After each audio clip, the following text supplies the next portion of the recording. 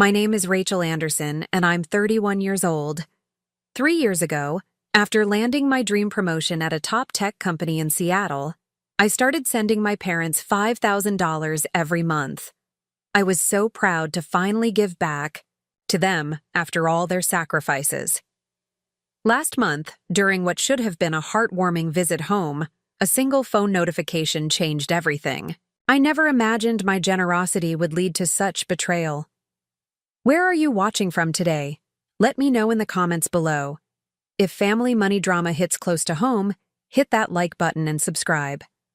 Trust me, what happened next taught me how financial support can reveal someone's true colors.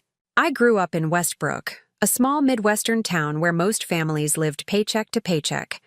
My father worked at the local manufacturing plant, pulling long shifts on the assembly line. My mother worked part-time at the mall, picking up extra hours during holidays when they needed additional cash.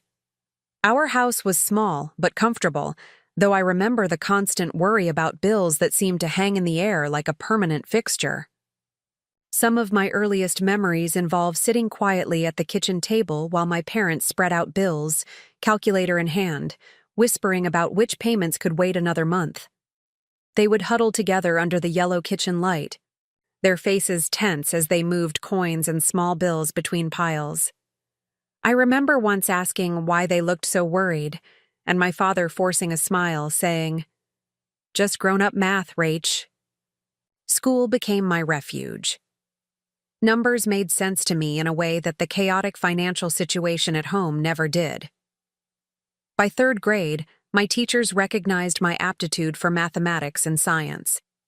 My science fair projects consistently won top awards, and my math tests came back with gold stars and encouraging notes. Neither of my parents had gone to college. Mom had finished high school, but Dad had dropped out his senior year when his own father got sick. Despite their limited education, they instilled in me the value of academic achievement. "You're going to college," my mother would say, not as a hope, but as an unquestionable fact. "You're going to have opportunities we never had." Their determination paid off when I received a partial scholarship to State University for computer science. Even with the scholarship, college would be expensive. I took out modest student loans and worked multiple jobs throughout my 4 years. Weekdays found me rushing from classes to the computer lab where I worked as a teaching assistant. Weekends meant double shifts at a coffee shop near campus, coming home with feet aching but wallet slightly less empty. Despite the constant juggling act, I graduated with honors. The day I received my diploma, my parents sat in the audience beaming with pride. Mom cried when I crossed the stage, and Dad, a man of few words, hugged me so tightly afterward that I could barely breathe. "You did it, kid," he whispered, his voice thick with emotion. After graduation, I landed an entry-level position at a small tech startup in Seattle. The salary was modest, especially considering the high cost of living in the city, but it was a foot in the door of the industry. I found a tiny studio apartment with 3 roommates and pinched pennies wherever I could. Seattle's tech culture was intimidating at first. Everyone seemed to come from prestigious universities or had connections in the industry.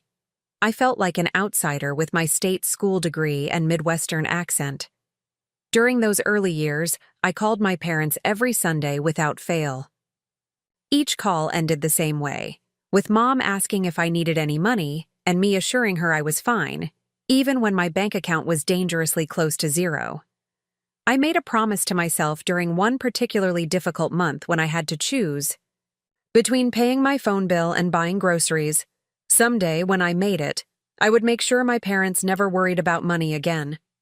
As I established myself in Seattle, my parents faced their own challenges back home. Their house, already old when I was growing up, needed significant repairs. The roof leaked during heavy rains, and the heating system was increasingly unreliable. During harsh Midwestern winters, Dad developed arthritis in his hands, making his factory work more painful each year. Mom started having migraines that sometimes left her bedridden for days. Their health insurance was minimal, leaving them with mounting medical bills they rarely mentioned during our calls. I felt helpless hearing about these struggles from 3,000 miles away, especially when I was barely keeping afloat myself. "Just focus on your career," Dad would say whenever I expressed concern. "We've been managing just fine for decades." His pride wouldn't allow him to admit how much they were struggling, but I could hear the strain in his voice. After 3 years of 80-hour weeks, countless coding projects, and building a solid reputation in the Seattle tech community, I finally got my big break. A prestigious tech company recruited me for a mid-level engineering position with significantly better pay and benefits than my startup job. Within 18 months, I had proven myself valuable enough to earn a promotion to senior software engineer, with a salary that made me dizzy when I saw the offer letter. The night after accepting the promotion, I called my parents with what felt like the most important news since my college acceptance. Mom answered, and I could hear Dad tinkering with something in the background. "I got promoted," I announced, barely containing my excitement. "Senior software engineer." "Oh, honey, that's wonderful," Mom replied, genuine pride in her voice. "And there's something else," I continued, heart racing. "I want to start sending you money each month." There was a pause on the line. I heard Mom call Dad to the phone, and the shuffling as they presumably put me on speaker. "That's not necessary, Rachel," Dad said firmly. "We're doing fine." "I want to," I insisted. $5,000 a month. I can afford it now, and I want to help." The amount was significant, nearly a third of my new monthly take-home pay, but it felt right. Their initial reluctance gave way after some gentle persuasion. I set up an automatic transfer from my account to theirs, scheduled for the 1st of every month. The first time the money went through, Mom called me in tears. "We don't deserve you," she said, voice cracking. "You deserve everything," I replied, feeling for the first time that I was truly giving back to the people who had sacrificed so much for me. Over the next few months, I watched from afar as their lives began to transform. They finally fixed the roof and installed a new heating system. Dad saw a specialist for his arthritis and started a treatment program that reduced his pain. Mom got proper care for her migraines. They even bought a modest new car to replace their 15-year-old vehicle that had been on its last legs. Each improvement in their lives brought me immense satisfaction. When they sent photos of the new roof, or called to excitedly tell me about a doctor's appointment that went well, I felt that every late night at the office was worthwhile. This was why I had worked so hard. Around the 6-month mark of our arrangement, I noticed a subtle shift. The calls began to include requests for additional funds beyond the monthly transfer. At first, it was for seemingly reasonable expenses. A special medical treatment not covered by insurance, a necessary home repair that cost more than expected. I never hesitated to send extra. Despite my generous salary, my own financial situation was becoming increasingly strained. Living in Seattle was expensive, and my apartment, while nicer than my first place, still consumed a significant portion of my income. Contributing properly to my retirement accounts and building an emergency fund meant careful budgeting, even without the monthly transfers to my parents. At a company event, I met Sam, a financial advisor who worked with many tech professionals. We struck up a conversation about investment strategies, which eventually led to a discussion about family financial support. "It's admirable that you help your parents," Sam said carefully after I explained my arrangement. "But $5,000 monthly plus extras seems significant, even on your salary. Have you considered the impact on your own financial security?" "They sacrificed everything for me," I replied defensively. "This is the least I can do." Sam nodded, but something in his expression made me uncomfortable. I changed the subject quickly. Friends occasionally raised similar concerns. My best friend Taylor was particularly direct during a Saturday brunch when I mentioned canceling a planned vacation because of an extra expense for my parents. "Rachel, when was the last time you did something nice for yourself?" she asked. "You work constantly and send most of your money home. That doesn't seem sustainable." "You don't understand," I snapped, immediately regretting my tone. My parents struggled my whole childhood so I could have opportunities. I owe them. Taylor let the subject drop, but her question lingered in my mind. I pushed aside any doubts, focusing instead on the gratitude my parents expressed with each call and message. If they sometimes seemed more interested in discussing money than my life or well-being, I attributed it to their practical nature and ongoing concerns about health and home maintenance. About a year and a half into our financial arrangement, I began noticing concerning patterns. My parents' social media posts, once rare, became more frequent and featured activities I hadn't known they enjoyed. Golf outings at private courses, wine tasting weekends, shopping trips to luxury outlets. None of these activities aligned with the modest lifestyle they had always maintained, or the continued financial struggles they described during our calls. One post particularly caught my attention. A photo of them at an upscale restaurant in Chicago, 200 miles from their home, with caption about celebrating life. The same week, my mother had called to tell me they were cutting back on groceries because of unexpected expenses. Our phone conversations grew shorter and less frequent. When we did speak, the discussion inevitably turned to money within minutes. My father would mention a friend whose child had paid for their parents' cruise, or my mother would sigh about medical treatments they were sadly having to postpone until next month's transfer. I began to feel a creeping resentment I immediately felt guilty about. These were my parents, the people who had worked multiple jobs to keep a roof over my head, who had attended every school event no matter how exhausted they were. If they were finally enjoying life after decades of sacrifice, wasn't that exactly what I wanted? Still, doubt lingered. I scheduled a weekend visit, eager to reconnect face-to-face, only to have them cancel the day before because my father allegedly needed to help a neighbor with an emergency project. The following week, I saw photos of them at a concert in Indianapolis that same weekend. Taylor noticed my growing distraction during our regular coffee meetups. After weeks of gentle probing, I finally confided my concerns. I feel horrible, even thinking this way, I admitted, staring into my untouched latte. But sometimes I wonder if they see me as a daughter or just a source of income. Having boundaries doesn't mean you don't love them, Taylor said carefully. Have you ever considered scaling back the support to see how they react? The thought had crossed my mind, but each time I imagined reducing the monthly amount, overwhelming guilt stopped me. What kind of daughter would resent helping her parents live comfortably after all they had done? The situation came to a head when my cousin Jennifer got engaged. During our next call, my mother casually mentioned that since Jennifer's parents are struggling financially, we thought we could contribute $10,000 to the wedding.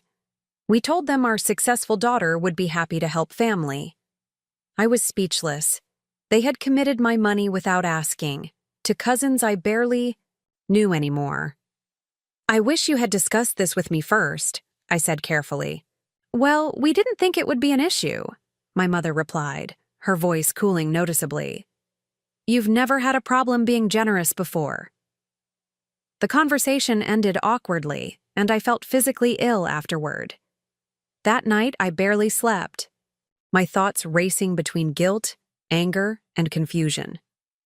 The next morning, my team lead commented on my distraction during an important meeting, something that had never happened before. That evening, I made a decision. I needed to see my parents in person, to reconnect with them beyond financial transactions. Maybe I was overreacting, misinterpreting their behavior because of distance and stress. I scheduled a surprise visit for the following weekend, telling them only that I was coming to town and would love to spend time together. I arrived at my parents' house on Friday evening, having taken a half-day off work to catch an early flight. Despite knowing I was coming to town, no one was home when my rideshare dropped me off. I used my old key to let myself in, figuring they must be running errands and would return soon. The house I entered barely resembled the humble home of my childhood. The worn furniture had been replaced with sleek, modern pieces that looked straight out of a luxury catalog. A massive television dominated the living room wall. Plush carpet had replaced the creaky hardwood floors I remembered. The kitchen featured new stainless steel appliances and granite countertops. While the renovations themselves weren't concerning. After all, improving their living situation was why I sent money. The extent of the upgrades surprised me. This wasn't the modest remodeling they had described on our calls. This was a comprehensive luxury renovation. I wandered through the transformed house, feeling increasingly like a stranger in what should have been familiar space. In their bedroom, a receipt on the dresser caught my eye. A jewelry purchase for $7,000 dated last week. The monthly payment on my own car was less than that. As I stood there, trying to process what I was seeing, a notification sound drew my attention to my mother's iPad charging on the nightstand. Without thinking, I glanced at the screen and froze. It was a group chat notification, and the preview contained my name alongside the words, ATM visit. I knew I shouldn't look. This was an invasion of privacy, crossing a boundary I had always respected. But the phrase ATM visit, alongside my name, triggered an instinct I couldn't ignore. With shaking hands, I picked up the iPad. Thankfully, it wasn't password protected. The group chat included my parents, 2 aunts, an uncle, and several cousins. It was titled simply, The ATM Visit, apparently referring to my upcoming visit home. I scrolled up, reading through months of messages, each more devastating than the last. Rachel's monthly deposit came through. Shopping spree time. My mother had written 3 weeks earlier, accompanied by champagne emojis. Tell her about Dad's emergency surgery yet? My uncle had asked. That should be good for an extra few thousand. She's so desperate for our approval, she'll never stop paying. My father had written just days ago, discussing my visit. Just have to endure the weekend of her boring tech stories, then back to normal. There were screenshots of heartfelt notes I had sent with extra money, shared with the group for laughs. Mocking comments about my guilt complex and how easily manipulated I was. Detailed discussions of luxury purchases carefully hidden from social media where I might see them. The most recent messages coordinated stories they planned to tell. During my visit about fictional financial hardships and future needs they hoped to extract from me. My entire body shook as I read message after message. The room seemed to spin around me. These were the people I trusted most in the world, the ones whose approval and love I had sought my entire life. I had built my career with their support. In mind, structured my finances around their needs, postponed my own goals to ensure their comfort. I took screenshots of the most damning messages, sending them to my own phone as evidence before carefully replacing the iPad exactly as I had found it. Then I sat on the edge of their new king-size bed, purchased with my money, and tried to breathe through waves of nausea and betrayal. An hour later, I heard the garage door open and my parents' voices as they entered the house. I remained frozen in their bedroom, unsure how to face them with what I now knew. Finally, forcing composure I didn't feel, I walked out to the living room. "Rachel!" my mother exclaimed, her surprise seeming genuine. "We thought your flight was coming in later. We were just out picking up groceries for a special dinner." There were no grocery bags in their hands, but I didn't point this out. "The house looks amazing," I said, working to keep my voice steady. "You've done a lot since I was last here." My parents exchanged a quick glance before my father shrugged. "Just a few necessary updates, nothing fancy." "I love the new jewelry armoire in your bedroom," I continued, watching their expressions carefully. "Must have been expensive." "Oh, that old thing." My mother laughed nervously. "We found it at a thrift store. Amazing what people give away these days." I nodded, walking slowly around the living room, running my hand along the back of what I recognized as a $4,000 sofa from a luxury brand. "And how's Dad's arthritis treatment going? Worth the specialist fees?" "Still struggling," my father said, flexing his hand dramatically. "The treatments help some days, but we're careful with the money you send. Medical costs are just so high these days." And Mom's migraines? Any improvement? Some good days, some bad, she sighed. The medication helps, but insurance covers so little. We're just grateful for your help, sweetheart. I stood silently for a moment, looking between them, these strangers wearing my parents' faces. Taking a deep breath, I pulled out my phone. That's interesting, I said quietly. Because according to your group chat, Dad hasn't seen a doctor in months, and Mom's last migraine was fake to cancel our video call when you had concert tickets. The color drained from both their faces. What are you talking about? My father blustered, but his eyes darted to the hallway leading to their bedroom. The ATM visit, I said, my voice breaking despite my efforts to remain calm. That's what you call me in your family chat. That's what I am to you, not a daughter, an ATM. You looked at private messages? My mother's voice rose indignantly. How dare you invade our privacy? How dare I repeated, incredulous. You've been lying to me for years, pretending to struggle while spending my money on luxury items, mocking me behind my back, planning how to extract more money from me. And you're upset about privacy? You don't understand, my father started, his tone suddenly placating. It was just jokes, family banter. We're so grateful for everything you do. I saw the messages, Dad, all of them, about how I'm desperate for approval, about the fictional medical expenses, about enduring my boring tech stories to keep the money flowing. My mother switched tactics, her face hardening. After all we sacrificed for you, this is how you repay us?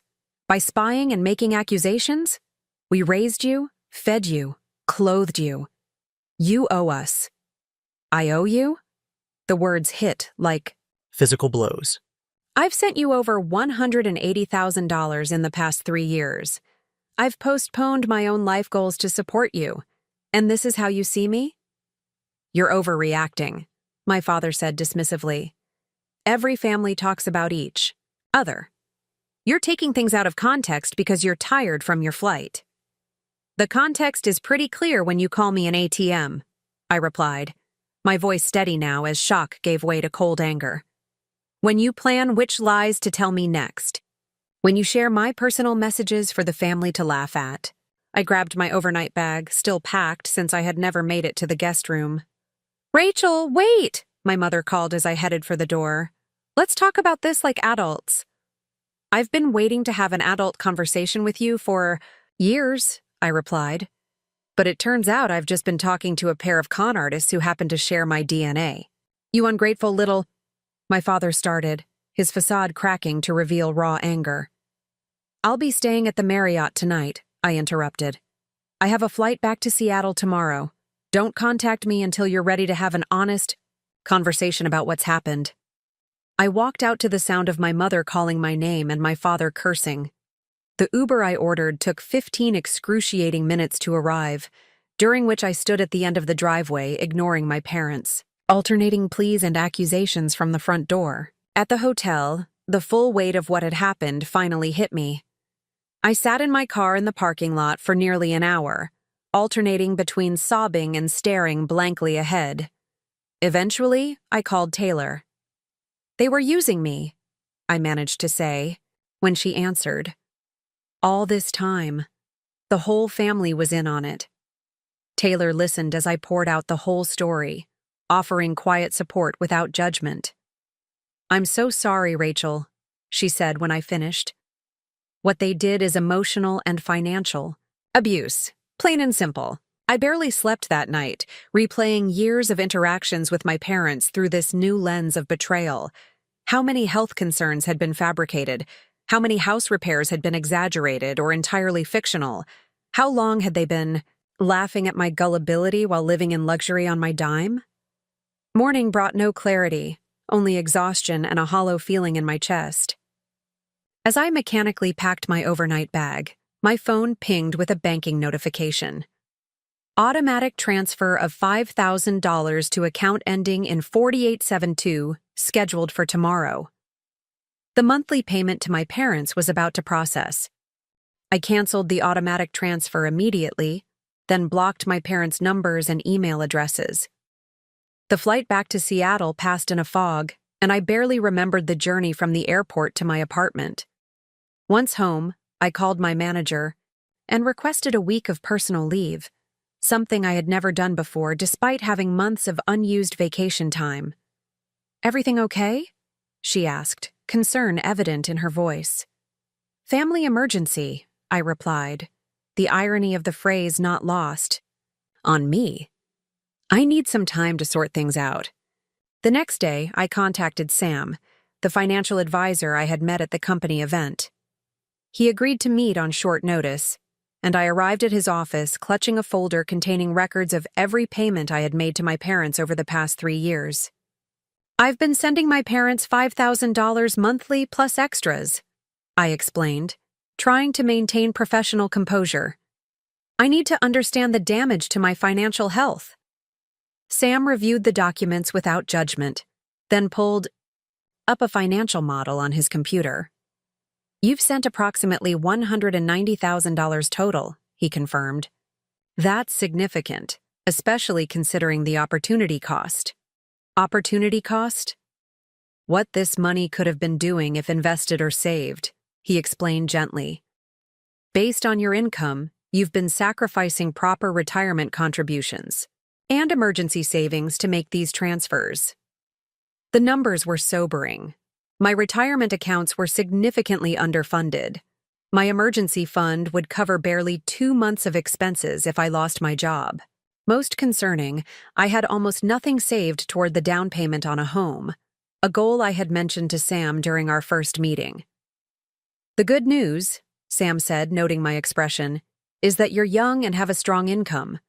We can create a recovery plan to get you back on track." Together, we developed a financial strategy that prioritized rebuilding my emergency fund, maximizing retirement contributions, and creating a realistic savings plan for future goals. For the first time in years, the financial plan focused entirely on my needs and future, with no accommodation for supporting my parents. Back in my apartment, I faced a barrage of messages from my parents that had accumulated while their numbers were blocked. They ranged from angry, "How dare you cut us off?" without discussion, to manipulative, "Dad's having chest pains from the stress you've caused," to guilt-inducing, "After all we've done for you, this is how you repay us?" I drafted a brief, factual email explaining that financial support would no longer be provided and requesting no contact for 30 days while I processed what had happened. Within hours, extended family members began calling and messaging, clearly enlisted by my parents to pressure me. I blocked them all, one by one. On the recommendation of a colleague who had gone through a difficult family estrangement, I found a therapist specializing in family dynamics and financial abuse. Dr. Winters listened to my story during our first session without the shock or disbelief I had come to expect when sharing the situation with others. "What you're describing is, unfortunately, not uncommon," she explained. "Financial exploitation within families often goes unrecognized because of the strong cultural expectation that children should support parents, regardless of the circumstances." Over the following weeks, Dr. Winters helped me identify patterns of manipulation that extended back to my childhood. The constant emphasis on my academic achievement, which I had interpreted as supportive, took on a different light when viewed as grooming me to become financially successful for their benefit. The guilt I felt at any personal success or purchase made sense when viewed through the lens of conditioned responses. Setting boundaries became our primary focus. I crafted a more detailed email to my parents outlining what had happened, how it had affected me, and the conditions under which I would consider resuming contact. The conditions included family therapy, complete financial transparency, and acknowledgement of the manipulation and deceit. My Aunt Susan, my mother's sister, reached out through a new email address I hadn't blocked. Unlike the others, her message was supportive. "I left the family chat months ago because I couldn't stand what they were doing to you. I'm here if you need someone who understands what they're capable of." This unexpected alliance provided validation when I needed it most. Susan shared stories of similar manipulation she had experienced from my parents and others in the family, helping me understand that the problem wasn't my gullibility, but their calculated exploitation. At work, I confided in a senior colleague during a team lunch when she noticed my subdued demeanor. To my surprise, she shared a similar experience with her own father. "It took me years to establish boundaries," she admitted. "But my financial and mental health improved dramatically once I did." These connections with others who understood helped combat the isolation I felt. Gradually, I began reclaiming my weekends, which had previously been dominated by anxiety about my parents' needs and lengthy phone calls addressing their latest crises. I started small: a Saturday morning hike, a cooking class, dinner with friends I had been neglecting, building a life centered around my own well-being rather than my parents' demands. Each small step away from the caretaker role I had assumed brought both guilt and relief. Dr. Winters assured me this ambivalence was normal. "You're grieving the relationship you thought you had," she explained. "That grief can coexist with the healthy choices you're making now." The first month without contact was the hardest. Despite everything, I found myself reaching for my phone to call them on Sundays, our usual check-in time. I worried about their genuine needs, wondering if my father's arthritis really was worsening, or if my mother truly suffered from migraines beneath the exaggerations.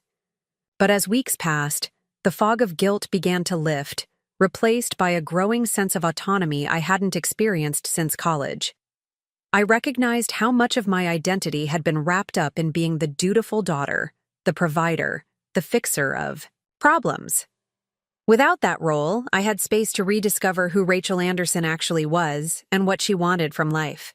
6 months after discovering the family chat, my financial situation had improved significantly.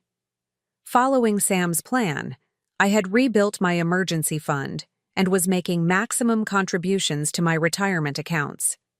I had even started a modest investment portfolio and was researching first-time homebuyer programs in the Seattle area. My relationship with my parents had transformed into something I never could have imagined. After 2 months of no contact, they had finally sent an email that, while not a full apology, acknowledged that communication breakdowns had occurred and suggested family counseling. I agreed to a single video session with a therapist of my choosing. That first session was tense and difficult. My parents initially attempted to minimize their actions, suggesting I had misinterpreted family jokes and overreacted to normal family dynamics. The therapist gently but firmly redirected, asking them to consider how their actions had affected me regardless of their stated intentions. By the third session, small cracks in their defensive wall appeared.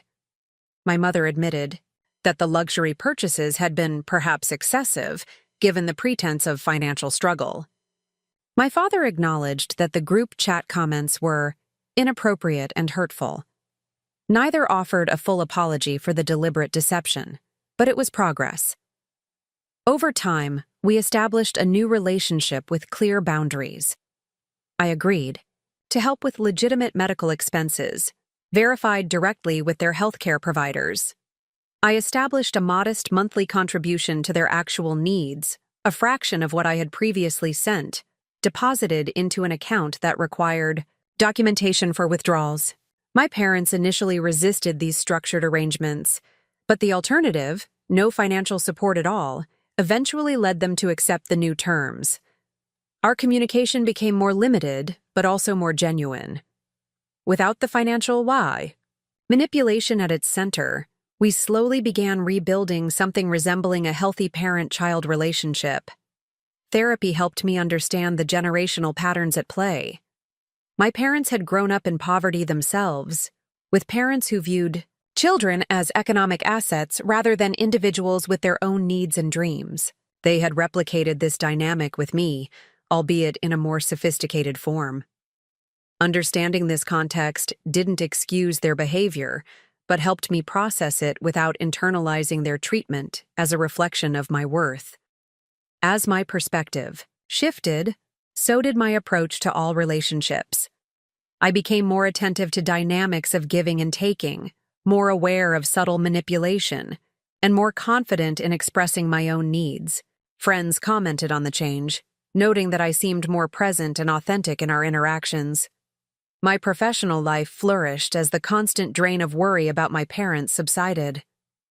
6 months after cutting off the automatic payments, I received another promotion with a significant salary increase. This time, I celebrated by taking myself on a weekend trip to the Oregon coast, something I would never have considered while supporting my parents. I developed a new philosophy around financial giving. Rather than concentrating my resources on parents who had manipulated me, I established a monthly donation to a scholarship fund for first-generation college students from low-income backgrounds. I volunteered as a mentor for young women entering tech careers, offering the genuine support I had craved during my early professional years.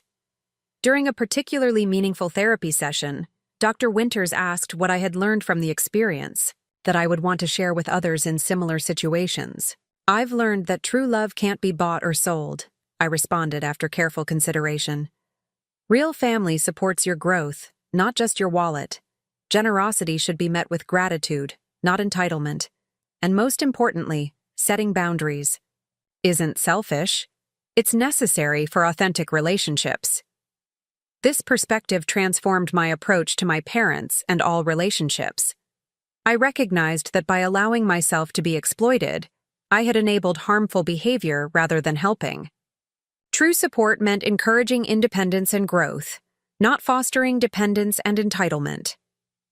Today, I maintain limited contact with my parents. Our relationship is no longer defined by financial transactions, but by the slow rebuilding of trust through honest communication. Some extended family members have never forgiven me for abandoning my parents financially. Others, like Aunt Susan, have become important parts of my chosen family, along with friends who support my journey without conditions. The wounds of betrayal haven't completely healed, and perhaps they never will. But the experience forced me to examine my values, set meaningful boundaries, and create a life aligned with my authentic self rather than others' expectations. If my story resonates with you, you might be in a similar situation. Have you ever felt financially exploited by loved ones? Share your experiences in the comments below. And if this helped you recognize unhealthy patterns in your own relationships, please hit the like button and subscribe to our channel for more stories of healing and growth. Remember, sometimes the most powerful thing you can do is learn to say no with love and conviction. Thank you for listening to my journey, and I wish you strength in creating healthy boundaries in your own life.